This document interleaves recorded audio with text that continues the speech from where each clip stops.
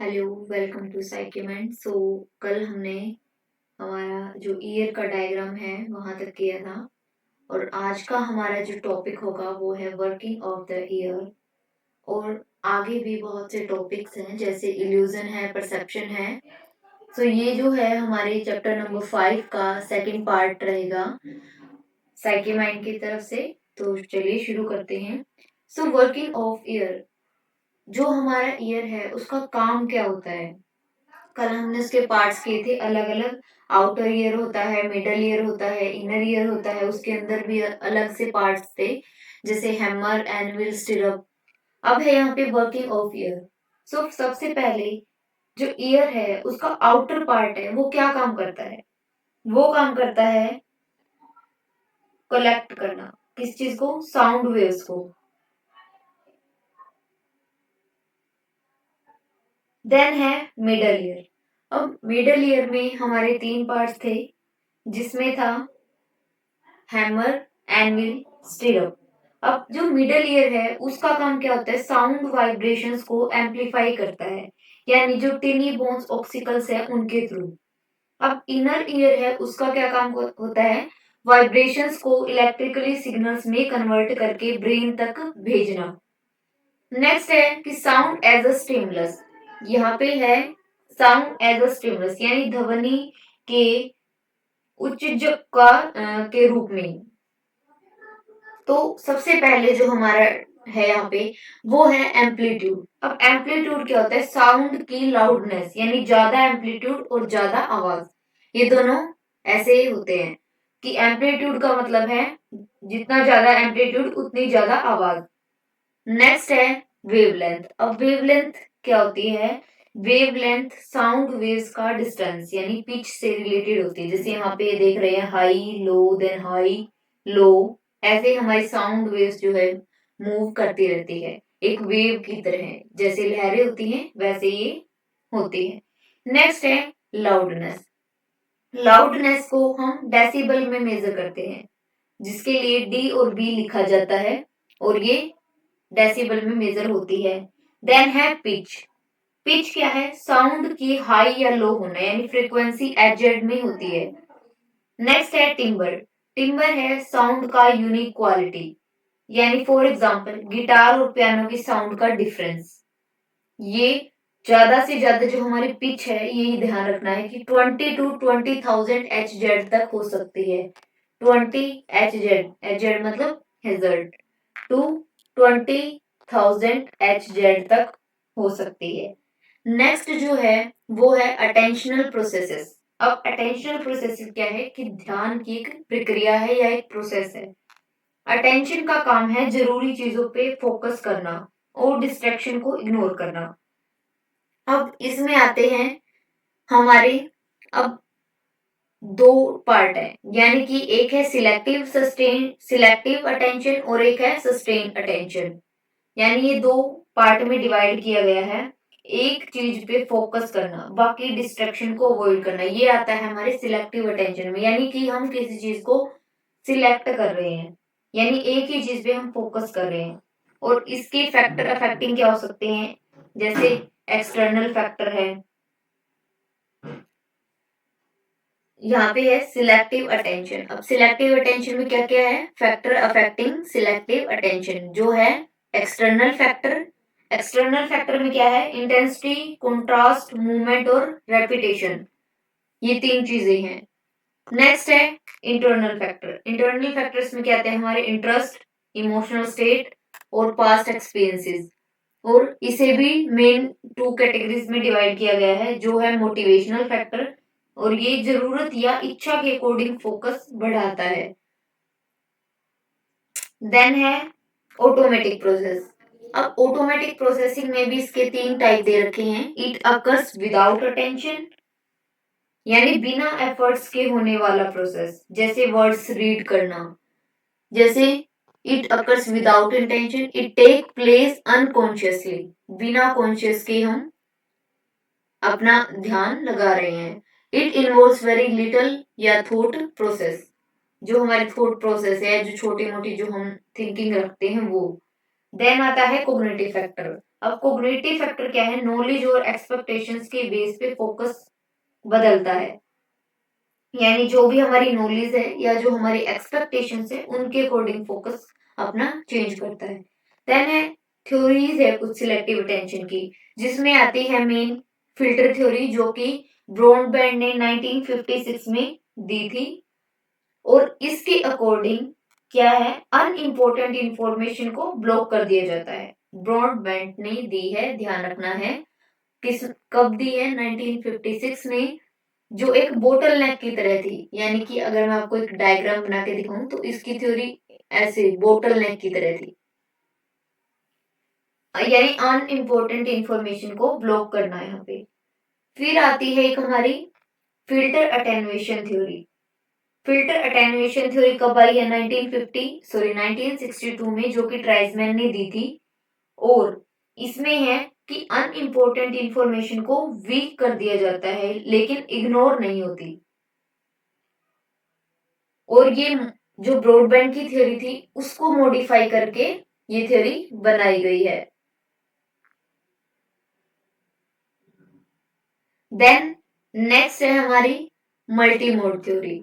Multi mode theory किसने दी है, Johnson and hints ने, जो कि 1978 में दी है।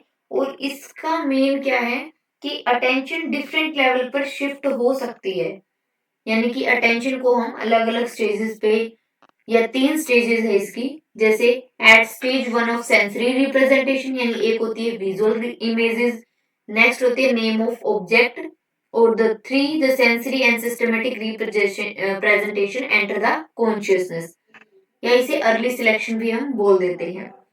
फिर आता है हमारा सस्टेन अटेंशन। सस्टेन अटेंशन का मतलब है लंबे टाइम तक ध्यान बना करना, यानी कि बना के रखना अपना। एक होता है span of attention. Span of attention में हमारा जो है इसे परसेप्चुअल स्पैन भी बोलते हैं, और ये रेफर्स करता है amount of information of observation can grasp from a complex area of stimuli, यानी कॉम्प्लेक्स जो हमारी थिंकिंग है उसका एक अटेंशन। इसके लिए एक प्रैक्टिकल भी करवाई जाती है। फिर आता है सस्टेन अटेंशन, जो मैंने बताया कि लंबे समय तक फोकस मेंटेन करना, जैसे ड्राइविंग या स्टडिंग। इसके कुछ फैक्टर्स है, जो है सेंसरी मोडेलिटी। सेंसरी मोडेलिटी यानी कौन से सेंस का यूज हो रहा है, यानी विजन का हो रहा है, हियरिंग का हो रहा है, कुछ भी जो सेंस हमारी काम करते हैं, नाम में भी लिखा है सेंसरी मोडेलिटीज, यानी सेंस का यूज हो रहा है। देन है clarity of stimuli. Clarity of stimuli का मतलब है क्लियर सिग्नल्स पे ध्यान ज्यादा टिकता है। देन है intense and long lasting stimuli facilitate sustained attention and result in better performance. Then है temporal uncertainty। इसका मतलब है अगर इवेंट अनप्रिडिक्टेबल हो तो फोकस कम हो जाता है। फिर है स्पेशल अनसर्टेनिटी। इसमें है कि रैंडम स्टिमुली से अटेंशन रिड्यूस होती है, यानी कोई भी हम रैंडम अगर स्टिमुली पे अपना ध्यान दे रहे हैं तो वो कम हो जाती है हमारी अटेंशन। फिर एक मेन यहाँ पे दिया गया है ADHD, यानी कि attention deficit hyper activity disorder. ये एक टाइप का डिसऑर्डर है जिसमें लोग फोकस मेंटेन नहीं कर पाते हैं, इंपल्सिव होते हैं और हाइपर एक्टिव दिखते हैं। जैसे अटेंशन डेफिशिएट का मतलब है कमी होना, हाइपर एक्टिविटी। ये वैसे ही रीड करने के लिए है, आपका इतना आएगा नहीं 11th क्लास में। तो नेक्स्ट पे हम चलते हैं, जो है परसेप्चुअल प्रोसेसेस। अब परसेप्चुअल प्रोसेसेस में क्या है, ग्रहणीय प्रक्रिया, यानी परसेप्शन का मतलब है सेंसरी इंफॉर्मेशन का इंटरप्रिटेशन करना, जिसे हम बोलते हैं सेंसेशन।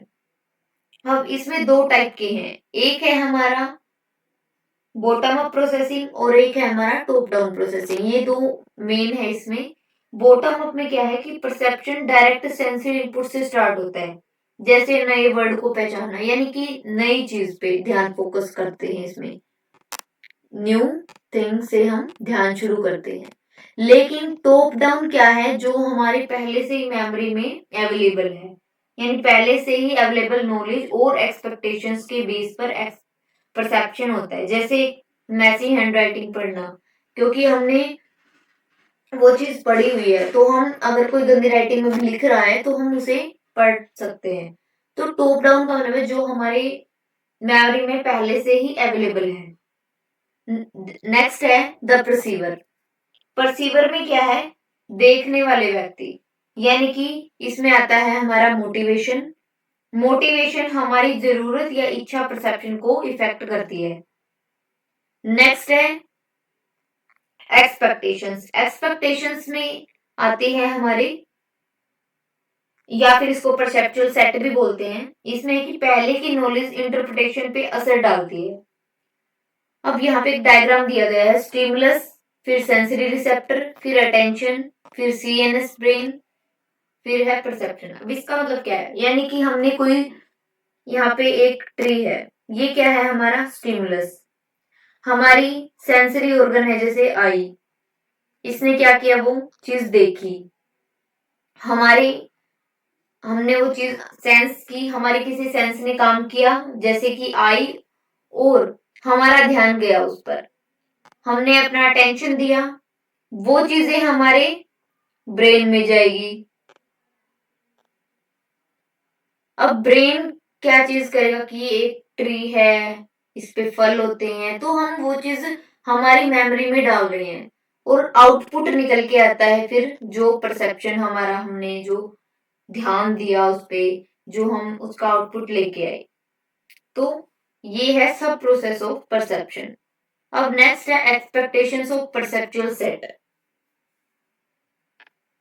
इसमें बताया कि पहले की नॉलेज इंटरप्रिटेशन पे असर डालती है, यानी कि हमने जो भी पहले सीख रखा है वो हमारे अब के जो इंटरप्रिटेशन या रिजल्ट पर है उस पर असर डालेगी। फिर है कॉग्निटिव स्टाइल। अब कॉग्निटिव स्टाइल्स में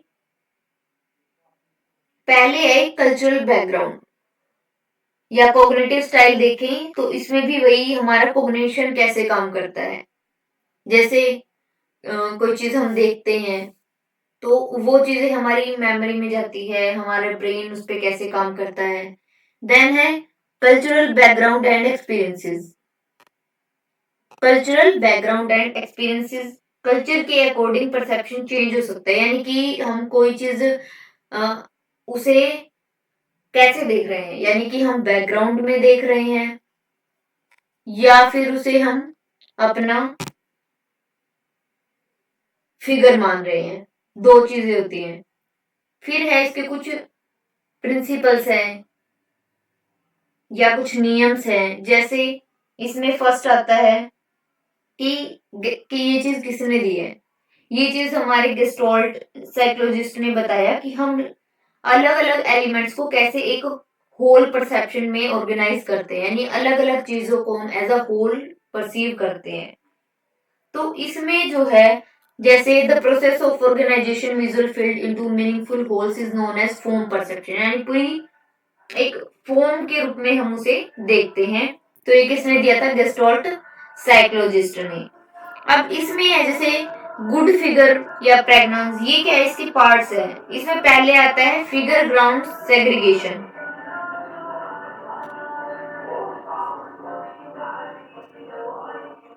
फिगर ग्राउंड और प्रेगनेंस। फिगर ग्राउंड सेग्रीगेशन क्या होता है? ऑब्जेक्ट और बैकग्राउंड को अलग अलग पहचानना। ये जो यहाँ पे लिखा हुआ है फिगर ग्राउंड सेग्रीगेशन, यानी कि जो फिगर है और जो बैकग्राउंड है, वैसे समझ नहीं आया, मैं आपको एग्जांपल अब देखो। जैसे अगर मैं इस चीज को देख रही हूँ तो ये मुझे क्या लग रहा है? एक ह्यूमन का हाफ फेस दिख रहा है, इस साइड से भी सेम ह्यूमन का हाफ फेस दिख रहा है। लेकिन अगर मैं इसको ना देख के मैं देखती हूँ ये वाला जो एरिया है, ये क्या लग रहा है कि मुझे कोई पोट है या फिर कोई ऐसा डिजाइन बना रखा है, जो गमले रखे होते हैं ना, यहाँ पे फिर फ्लावर्स होते हैं। तो मुझे फिर अगर मैं इस चीज को फिगर मान रही हूं तो ये हमारा बैकग्राउंड हो जाएगा, जो पीछे का पोर्ट एरिया जो हम मान रहे हैं। अगर हम इसको क्या मान रहे हैं? फिगर, तो ये हमारा हो जाएगा बैकग्राउंड, ये फिगर। लेकिन अगर हम इसको बैकग्राउंड मान ले, इसको बैकग्राउंड मान ले तो ये हमारा हो जाएगा फिगर। ये दोनों चीजें हम अलग अलग परसीव करते हैं, उसको बोलते हैं फिगर ग्राउंड सेग्रीगेशन। फिर है इसमें लॉ ऑफ प्रेग्नेंस। इसके कुछ कैरेक्टरिस्टिक्स भी हैं जो है figure has a definite form while background a relative formless. यानी कि अगर फिगर है तो उसको एक फॉर्म मानते हैं हम, लेकिन बैकग्राउंड को फॉर्मलेस मानते हैं कि फिगर कहीं सॉरी बैकग्राउंड कहीं तक भी हो सकता है। Figure is a more organised. Figure जो है ऑर्गेनाइज्ड होता है, लेकिन बैकग्राउंड कैसा भी हो सकता है। फिगर क्लियर होता है, लेकिन बैकग्राउंड हमें क्लियर नहीं दिखता। Figure stand out from the background, यानी कि जो फिगर है वो बैकग्राउंड के ऊपर होता है और बैकग्राउंड हमेशा पीछे की साइड होता है। Figure appear more clear, limited and relatively near. मतलब पास दिखाई देता है और क्लियर भी होता है, लिमिटेड भी होता है, लेकिन बैकग्राउंड बिल्कुल इसका अपोजिट होता है। अब है यहाँ पे प्रिंसिपल ऑफ कुछ लॉ ऑफ प्रेग्नेंस है, यानी गुड फिगर के सिंपल और स्टेबल शेप दिखाई देना, यानी कि जैसे प्रोक्सीमिटी। अब प्रोक्सीमिटी क्या है, यहाँ पे पास पास रखी चीजों को एक ग्रुप मान लेना। यानी कि जैसे ये है तो हम क्या मान रहे हैं कि यहाँ पे ये एक लाइन है, यहाँ पे एक लाइन है और यहाँ पे हम इसके 3 टाइप मान रहे हैं यहाँ पे, लेकिन ऐसा नहीं है, उन्होंने सिर्फ सीक्वेंस में ये सर्कल्स लगाए हुए हैं। देन है यहाँ पे वैसे लिखा भी हुआ है, प्रोक्सिमिटी से हम लिख सकते हैं क्लोज टुगेदर इन स्पेस और टाइम आर परसीव्ड। देन है हमारा सिमिलैरिटी। अब सिमिलैरिटी क्या होता है, सिमिलैरिटी यानी कि आसपास चीजें जो रखी हुई है, object that are similar to one another and have similar characteristics are perceived as a group. यानी एज अ ग्रुप हम उन चीजों को ले रहे हैं। जैसे यहाँ पे पहले सर्कल दे दिए, यहाँ पे स्क्वायर दे दिए। देन है प्रिंसिपल ऑफ कॉन्टिन्यूटी। कॉन्टिन्यूटी में क्या है कि स्मूथ और कॉन्टिन्यूस पैटर्न परसीव करना। यहाँ पे जैसे ए बी सी डी एक कॉन्टिन्यूटी बनानी है, इसमें स्मूथ और कॉन्टिन्यूस पैटर्न परसीव करना। यहाँ पे जैसे ये चाप दिखाई दे रहा होगा या क्रॉस, क्रॉस तो वैसे ऐसा मानेंगे, ये चाप है। देन है प्रिंसिपल ऑफ स्मॉलनेस, यानी छोटी छोटी चीजों को ऑब्जेक्ट माना जाता है। जैसे यहाँ पे एक सर्कल दे दिया। देन है symmetry. Symmetry the principle suggest that symmetrically areas tend to be seen as figure against asymmetrically background. यानी कि सिमेट्रिकल शेप्स को एक ग्रुप में देखना। जैसे यहाँ पे है तो वैसे ये स्टार है एक, ये कोई और शेप है, ये हाफ डी लग रहा है, ये स्क्वायर मान सकते हैं, ये रेक्टेंगल। तो लेकिन हम इसे कोई डिजाइन मान रहे हैं अगर मैं पूरा सिमेट्री में लूं तो, यानी सिमेट्रिकल शेप्स को एक ग्रुप में देखना। फिर है द प्रिंसिपल ऑफ सराउंडेडनेस। जो एरिया एनक्लोज्ड होता है उसे फिगर माना जाता है, यानी कि इसे हम क्या मान रहे हैं, पूरी अब फिगर, और पीछे का हमारा जो है ये बैकग्राउंड। देन नेक्स्ट है क्लोजर। क्लोजर क्या है कि इनकम्प्लीट शेप्स को हम कंप्लीट मानने लग जाते हैं मेंटली ही।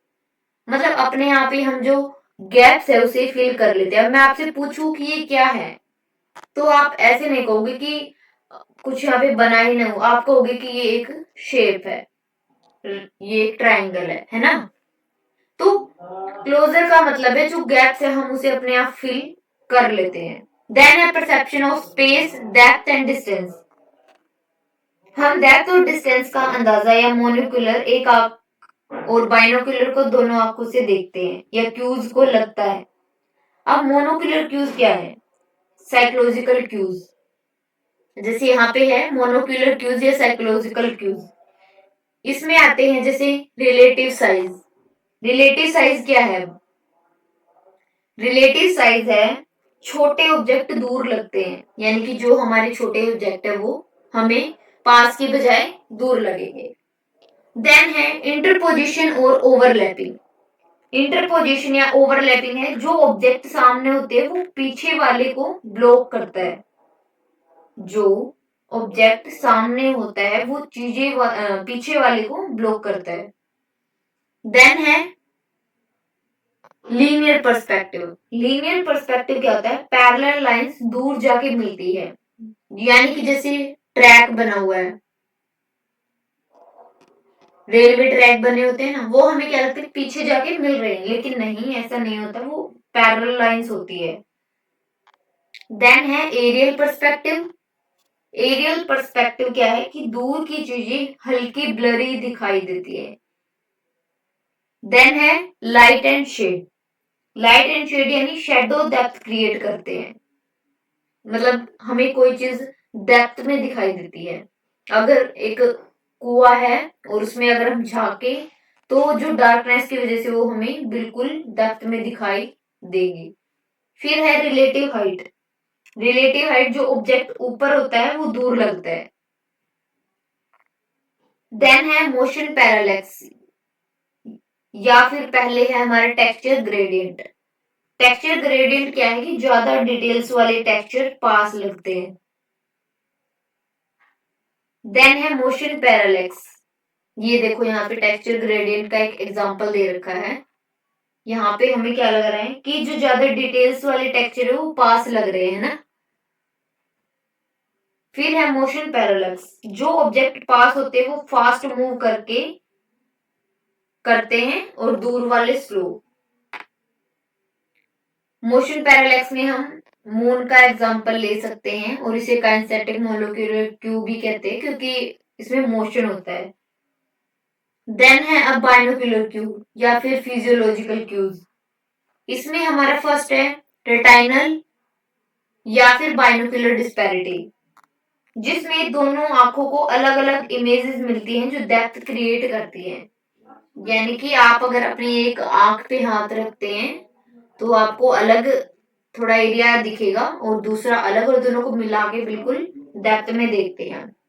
फिर है कन्वर्जेंस, यानी नजदीक की चीजें देखने के लिए आंखें अंदर झुकती हैं। देन है अकोमोडेशन।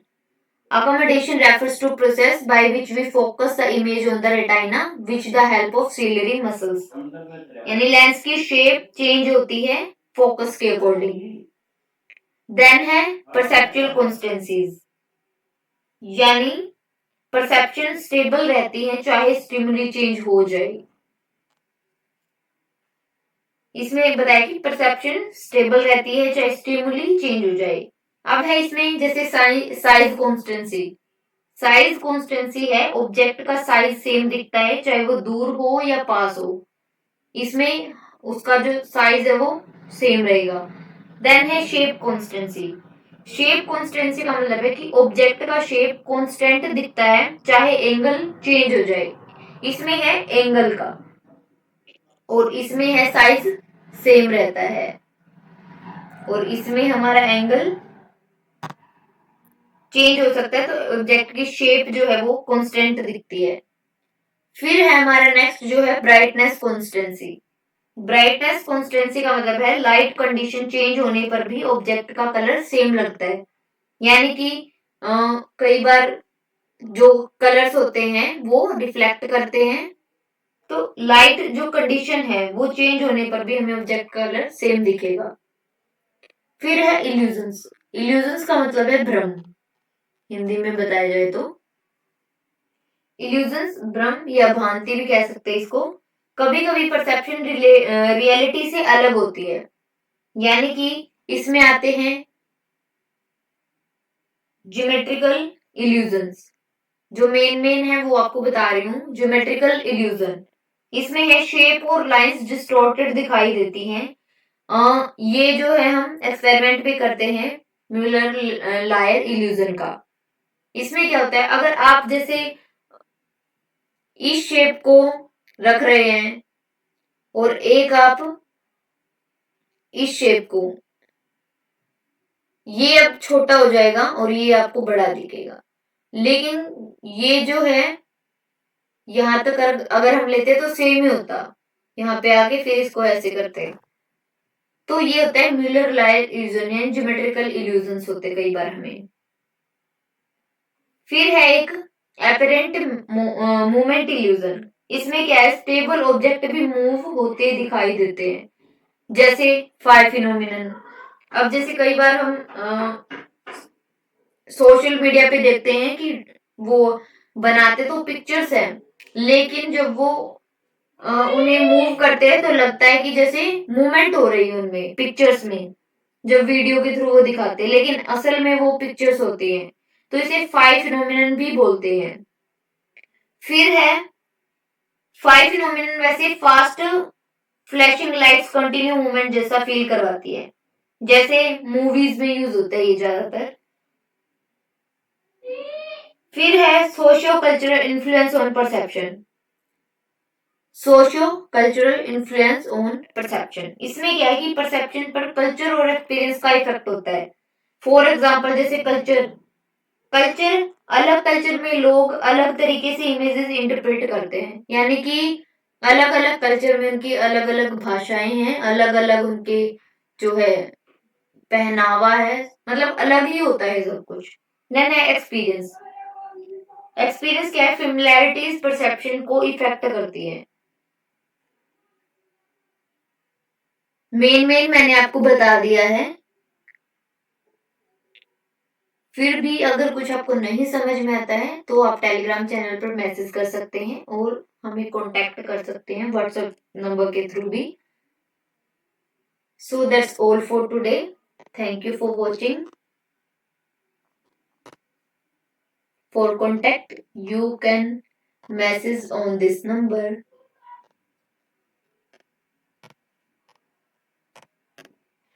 Thank you. अगर क्वेश्चंस के आंसर चाहिए हैं या फिर प्रॉपर इनके नोट्स, तो भी आप मैसेज कर सकते हैं। Thank you.